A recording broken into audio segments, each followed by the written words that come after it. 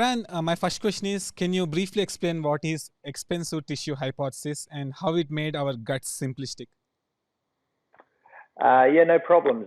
Look, it's quite evident that we've shifted our journey from an ape-like ancestor to where we are now as modern humans. Has been a very dynamic, explosive course, actually. And the expensive tissue hypothesis, which was formulated some decades ago, it's really quite an elegant hypothesis which stipulates that for our brains to expand and become what they are now, we had to save on energy elsewhere in the body. And with primates such as gorillas, orangutans, with whom we share a common ancestor, their gut takes up a fair bit of energy in terms of the modality or the method in which they eat. They require a lot of energy to be able to ferment and break down these energy poor, calorie poor, nutrient poor foods,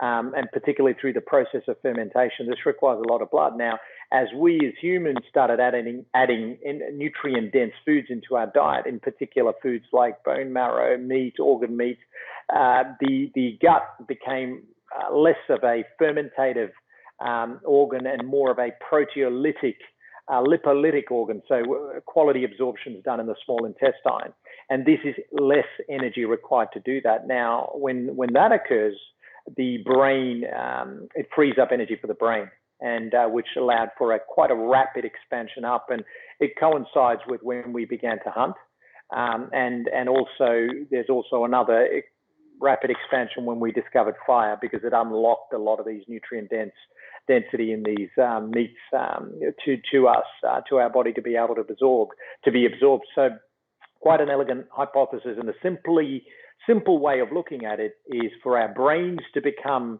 what they are now, the gut had to get simpler. I hope everyone subscribes to BNS Goku Great. He has a fantastic channel.